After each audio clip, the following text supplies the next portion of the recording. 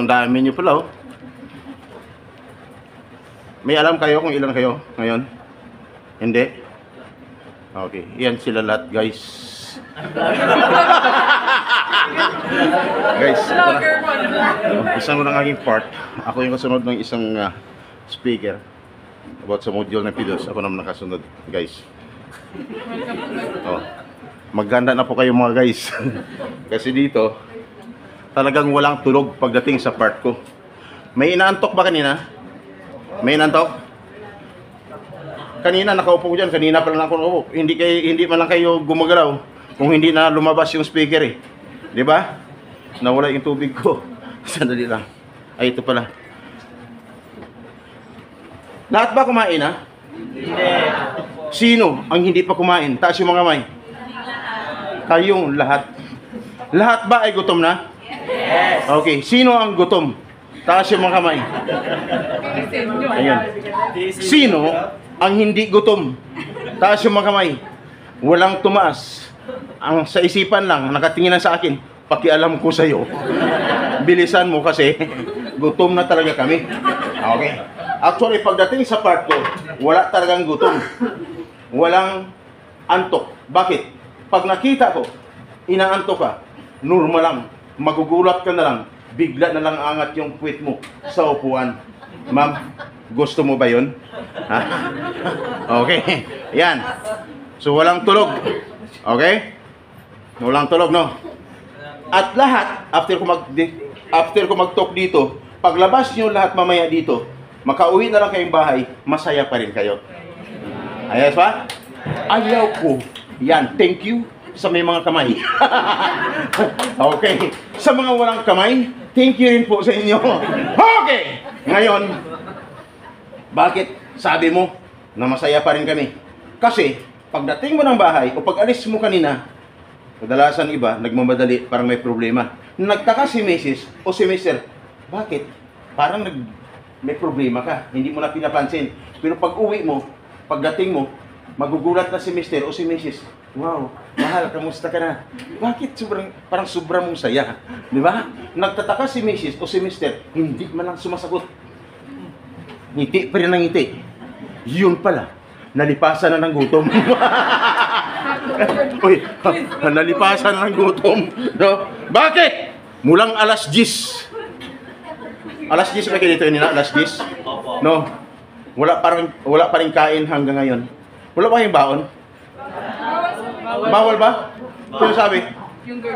Ang sabi ng UWA, dapat mahalin yung mga OFWs. Di ba? Dapat, huwag hayaan na malipasan ng gutom.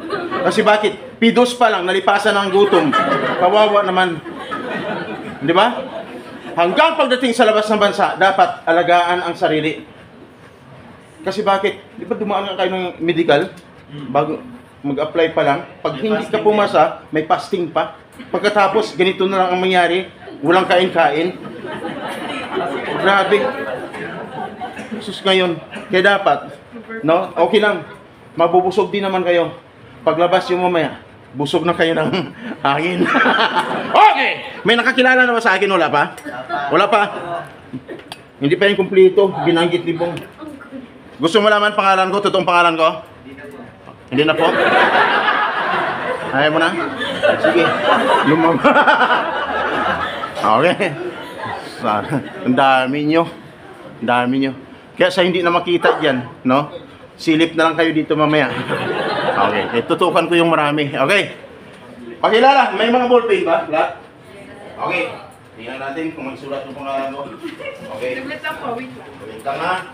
Kasi kuha na si mga ballpen. Sana lahat makuha yung pangalan ko. Pwede sir. Wala na po. Kahit saan dyan. Lagay nyo dyan. Kasi sa inyo din naman yan eh. Itong mga bibitagin na ito dito. Mamaya. Okay.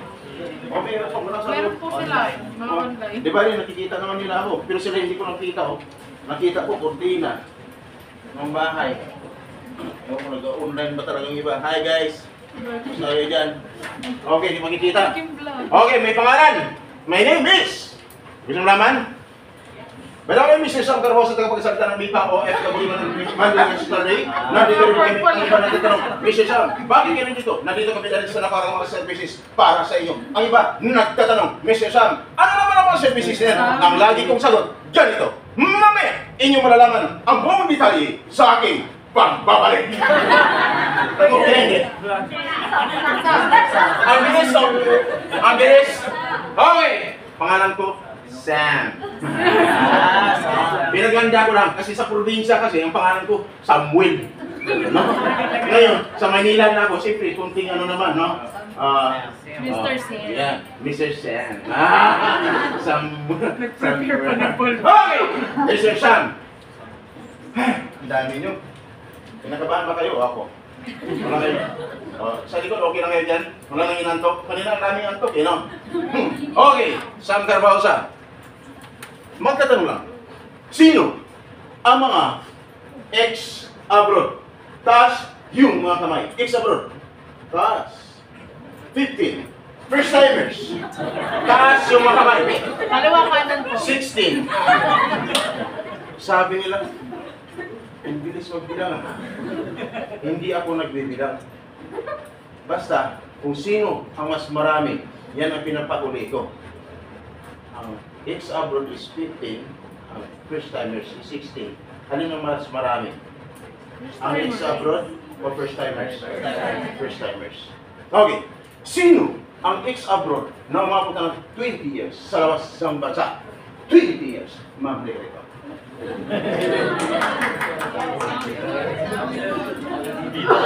Seryoso ang tumaman. Ikaw magbida, ikaw magbida. Hindi ma'am, ito. Sanay na to.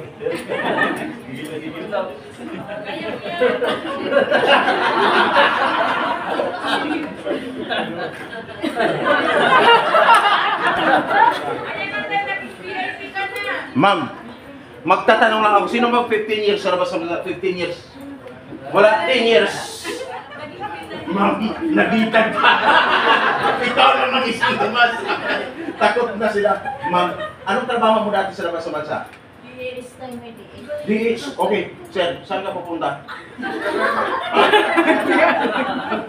Ano na to eh. Hoy! Kasi nakita ako ni sir, sabi, parang ito naghanap sa akin dati sa labas.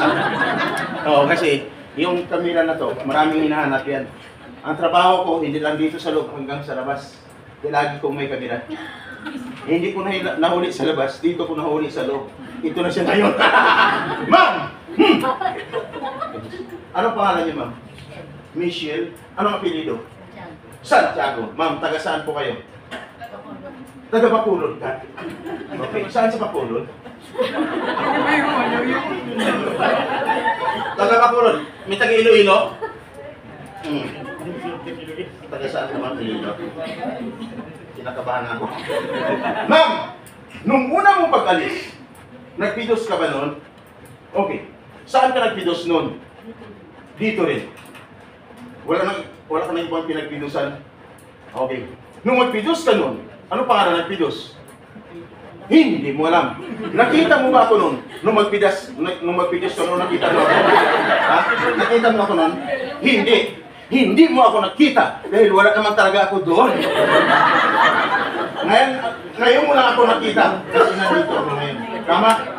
Si Ma'am Michelle, 20 years. Magtatanong lang ako, makinig po kayo. Ex-abroad. Magtatanong lang. Sa mga hindi tumas na kamay, basta ex-abroad ka. Ex-abroad, lakasan yung pagsagot, isigaw yung naramdaman nyo, yung totoo. Ex-abroad, masarap buhay, OFW o hindi? First timers, narinig nyo? Ang sabi naman ex-abroad. Hindi. Hindi! Anong naramdaman ng mga first timers? Sabi ng mga first timers, ha? Bakit kaya? Ma'am, nung unang pag-alis mo, masarap ba? Unang pag-alis mo pa lang noon? Di ba pag-alis mo pa lang noon? Nung humiwalay ka na, unti-unti ka nang humiwalay sa pamilya? Di ba? Di ba? May naramdaman ka, no? Lungkot. Tapos, nung mapalayo ka na hanggang sa pumasok ka, nung hinatid ka sa airport pa lang. Nung hinatid ka sa airport, hanggang pumasok ka na doon sa loob, hanggang sumakay ka na sa plane, hanggang sa lumipad ng plane, anong naramdaman mo? Yung naghatid sa'yo, pamilya mo, or agency, anong naramdaman mo? No? Sobrang gusto mo kumaway sa kanila, hindi mo na makita kasi nasa loob ka ng plane.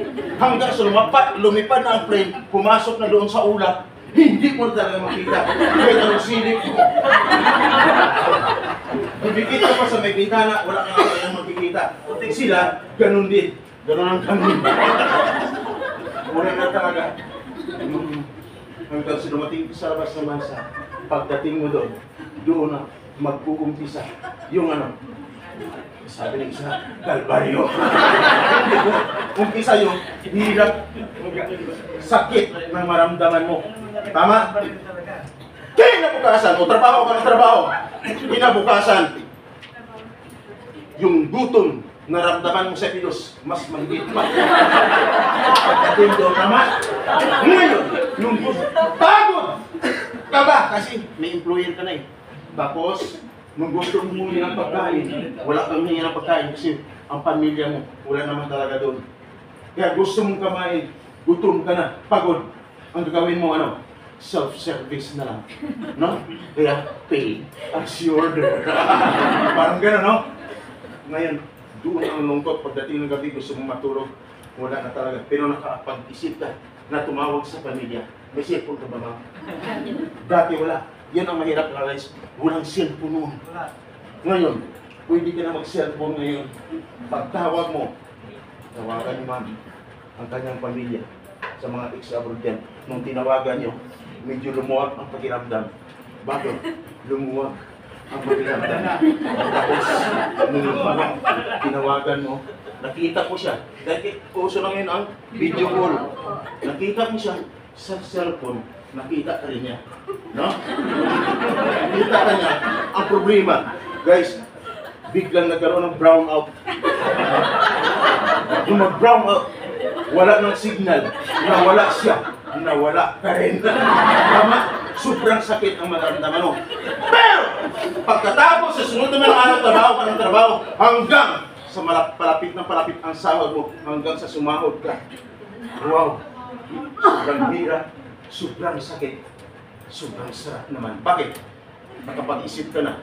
Nung matanggap mo ang sahod, pinadalhan mo na. Kung pinadalhan mo, dahil nakatulong ka na, anong naramdaman mo? Masaya ka na, tama? Dahil masaya ka na. Wow! Hindi lang ikaw, pati pamilya mo masaya na. Kinabukasan, trabaho ka ng trabaho. Hanggang sa wala pa umabot yung isang 15 days o yung 15 days, mayroon namang tumatawag sa'yo. Sila na tumatawag sa'yo. Hanggang sa umabot ang punto na, no, isang buwan na, medyo na-delete na ang sahod. Kinukulit ka na. Anak, kinukulit ng pamilya mo. Tama? Anong maramdaman mo, ma'am? Hindi ba? Sumasahod, kinukulit ba? Tama? Anong maramdaman niya? Kaya, ang iba, nakukulitan, doon na nagsasawa, na wala na ang pagmamahal sa kanyang asawa. Kaya pinala ang cellphone, inuupan ng si Mister. Kaya, yung sa Pilipinas, sobrang pag-alala na, ma'am, ikaw ba may asawa? Wala na. Yan ang kadahilanan. Nung pag-alis mo may asawa ka pa noon, wala na rin. Talagang pinaghandaan niya. Yan ang tunay na mga bayani. Naghahanda bago umalis matungo sa labas ng bansa. Kadalasan, nung magtanong ako sa Bilampidos, ma'am, pang ilang balik ko na, sir, pang-apat na. Sabi ko, mayroon pa bang asawa? Ang sabi niya sa akin, sir, malapit na. Kadalasan, mga household, hiwalay sa asawa. Ma'am, ikaw, wala ka nang balak mag-asawa ka. Ma'am, may anak na. Ang tinatanong ko, asawa hindi. Ma'am, nakaranas ka ba? Nung pagtrabaho mo doon, may nakaranas ka na ba ng mabigat na problema? Ma'am, ikwento mo yung totoo. Yung totoo, ano ang naranasan ka doon? Ma'am, anong naging karanasan mo? Ma'am, pag household, madali ba? Makisama sa employer? Hindi. Marunong mag-English eh. Hindi marunong mag-English. Tama. Tapos, ano pa? Nakaranas ka ba ng sinisigawan ka lagi? Hindi naman. Hindi ka nakaranas na ikaw ina-attempt na saktan? Hindi naman. Hindi ka ba nakaranas na hindi ka pinapakain? Hindi naman. Swerte mo pa rin, ma'am. Kasi natapos mo. Pero nakapag-isip pa na ngayon na mag-skill na lang, no? Kasi, mahirap talaga. Pero, ma'am, thank you, ma'am. Nakapag-ipon ka ba? Bahay. Ano ba? Wow! Wow! Palakpakan niyo naman si Mamo! Ma'am, palakpakan niyo. Dapat pag pumapalakpak, nakatayo! Tayo! Palakpak, ma'am! Thank you. Ma'am, yun po ang ano namin, pag-trip namin sa'yo. Ikaw dito si Andita. Bakit gusto mo pa rin dito? Okay! Yan ang totoong kwento ng buhay ni Ma'am. Taga Bacolod. Si Ma'am taga Iloilo. Ma'am, damo to.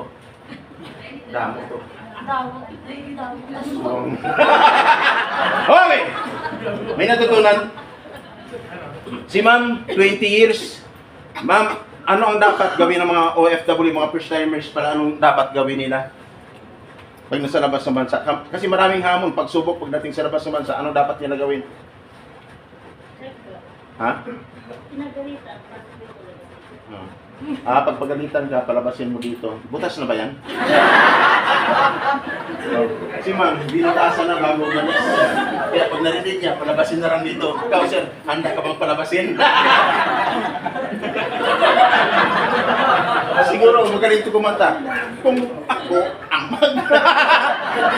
Okay! Kainan to pa, wala na? Okay. Yan yung naging karanasin ni Ma'am. Pero, narinig niyo na ba si Sarah Balabagan? Okay. Ano si Sarah? Tao. Tama. Yan, sir. Kasi ang sagot naman isa dito, nung nakarang araw siya yung babae. Tama. Tama din siya. Pero, siya yung babaeng OFW household worker. Katulad ninyo, ma'am. Na nakaranas ng ano, hindi lang pananakit, ay hindi lang pamamatrato, itong matindi. Nung inatid po siya na repair or gasahin, ano ginawa niya? Lumaban. Itinatangkol ang kanyang sarili. Hanggang sa matay. Kung kaya, ang kapalit, inulong siya ang hinatulan. Sato. Sagot-sagot kasi. Okay! Nakulong! Pero nailigtas ang buhay sa bilit ng kamatayan. No? Ang sabi ng iba dyan, nakatingin na sa akin, household naman kasi yun. Ay, ang tanong, paano naman si Engineer Jan Aquino nakulong din at tinatulan ng kamatayan? Siya ay isang engineer, maganda ang posisyon, maganda ang profesyon, malaki ang sahod, pero nakulong din at tinatulan ng kamatayan. Ano ang sa isipan? Ang ibig sabihin, sir, ang problema, walang pinipili. Tama? Kahit anong lugar ka, akala mo safe na safe ka pagdating doon. Pero pag may dumating na problema, dapat magiging handa ka. Tingnan si Engineer Jan Aquino dahil sobrang handa siya nung nasa labas ng bansa. Nung pinagtulungan siya ng ibang lahi, no? 6, binugbog, lumaban, hanggang sa mapatay ang leader ng ibang lahi. Maghanda siya eh. Diba? Nung mapatay niya, anong nangyayari sa kanya? Nakulong din siya at tinatulan ng namatay. Ikaw, sir, handa ka naman. Sir, handa daw mamatay. Kung nangyari kay Engineer Jan Aquino, gagawin sa'yo. Sir, ano naman ang gagawin mo? Siyempre, pagtagol na rin sa nanay.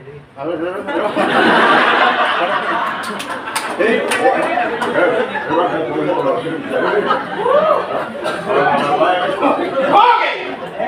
Pagtanggol. Anong klaseng pagtanggol? Pagtagol sa nanay, kung dinaktan ka, pagtanggol din. Anong klase ito? Sir, ang ma-advise ko lang, huwag mo na lang gawin. Pero meron ding mas malupit dito kahapon sa iyo. Saan yun, sir? Tablahin ko na lang. Okay! Sir, huwag mong gawin yan. Kasi, Alam mo naman. umiwas ka na lang para hindi naman naman yung pamilya. Gano'n lang simple, iwasan mo lang ang gulo. Okay? Alam mo naman. Okay. So ngayon, si Engineer Dan Aquino nakulong din, pero ligtas din po ang buhay sa bingit ng mga. Sino tumulong kaya sa kanila doon? Wala iba. Magkasama kami dating boss ko, isang ambasador ng United Arab Emirates, former ambassador si Emirates. Narinig din ba? Kaya lang namatay siya. Year 2013, nung umalis ako sa kanya, siya ang president, ako ang vice president for welfare assistance. Nung umalis ko sa kanya, nung manalo siya as congressman, namatay siya. Nung lumipat ako dito, hinay naman ako dito, year 2013, president namin, ako naman ang vice president din, namatay naman ang president namin. Nung lumipat ako, year 2022, hinay ako. Pinareport ako, Mr. Sam, you are the right person for me. Kasi bakit wala ka na dyan sa kanya? Mag-report ka sa akin o mag-report ka ako sa kanya. Ang sabi sa akin, nagkasama niya, Sir, sa'yo na naman siya. Nagtanong siya sa kaibigan niya, bakit kung sa atin sinis na siya? Ang sagot, simple lang, Sir, ikaw ang susunod. Pero, hindi na naulit. Pinagahan ko nang umalis, kaya nanatili siya, okay po niya. Kaya ako nandito just in case of emergency. Nandito ako just in case of emergency. Lahat ng pangyayari noon sa loob at labas ng bansa, pati sa Pilipinas. No? Pag may problema, laging naka-live yan sa radio. Pag sinabi mula sa lungsod ng Manila, mula sa lungsod ng Makati, ito siyang Babato 141, ang nagulat ng pila ng tulong lakas 50,000 watts, DWIC. Ako po yun. Sa DCRH, pag sinabi, mula sa Manila, ito ang RH News, Sammy Carbaosa, ang naglilingkod sa pagbabalita. Ako rin po yun. Ma'am, maganda bang boses ko? Nakahalata ka na. Okay, maraming salamat, ma'am. Kasi nung magtanong ako kapon, ma'am, maganda ang boses ko. Ang sabi sa akin, ay, bakit? Sabi niya, kasi ang pangit mo eh. Pero may tagapagtanggol ako, sumagot, eh bakit? Wala naman yan sa mukha. Pinakamaganda pa ang nagtanggol sa akin. Ma'am, sabi ko, ma'am, sa ano yan? Ang sagot sa akin, Sir, sa performance yan. Ibig sabihin, wala sa mukha, sa performance. Ayos. Sa isang dyaryo, ako si kaagapay natin. Sa isang dyaryo, ako si Latigo ng bayan. Lahat yan, lumaylo ako doon. Ang pinagpatuloy ko, ang aking YouTube channel. Ang kaagapay, ECTV. Kaya pag umaksyon ako, walang nagbabother sa akin, oras na umaksyon na ako. Pag dinala ko na to, ito tungkod. Pag nakita pa lang nila, nakabukas na ang pintuan para sa akin. Pero ang iba, nagtatago. Bakit? Baka gagana ang aking camera. Lahat ba kayo may cellphone? I-try nyo kung totoong sinasabi ko. Kaya wala, hindi ako nag-open ng projector. Kasi bakit? Pahirapan ko pang sarili ko. Ang daming in-upload ko doon na pwede nyo nang panoorin after dito. Pag uwi nyo ng bahay. Yung sasabihin ko lahat na may mga problema, yung may inaksyonan ng mga problema, yung panggahasa, yung pinapatay sa labas ng bansa, na ilang buwan na hindi pa rin nakauwi, kung saan-saan na nakarating ang problema, ang iba kinukulong sa loob ng kwarto, walang kain, tubig ng CR ang iniinom, nandoon. Yung umuwi ng Pilipinas, na ang dami, grupo, akala maganda ang sahod sa labas ng bansa, yung pala, nakauwi ng Pilipinas, walang mga sahod, nandoon. Tandaan nyo lang anong pizza ngayon. Ang pizza ngayon, July, 9, 2024. Kasi bukas, lalabas na yan. Pag nasa labas yan ang base, sige, panuorin hindi pa rin ang panuorin. Bakit? Maraming may problema. Pagdating sa labas sa bansa, pero na mapanood yung nagiging sitwasyon dito sa Pilos, kung mag-Pilos sila, lahat na wala ang problema. May mga dinta ang cellphone, sabay nyo i-search sa YouTube channel. Sabay nyo i-search. Lahat may cellphone? Yes po. Kaagapay. Tapos, space. ECTV. Kaagapay. Makita nyo, nakasalamin, kulay itim. Nakasombrero, kulay itim. Right. Yes. Pag nakita nyo, wala kayong ibang gagawin. Kung hindi, subscribe nyo. Ayos ba? Nakita nyo? Bakit? Simple lang. Itong channel, kaiba po siya sa ibang mga YouTuber. Bakit? Dito, more on realities. Ang usapan dito, more on realities, hindi kopya-kopya para makapagpabayra lang. Di ba? Ayan.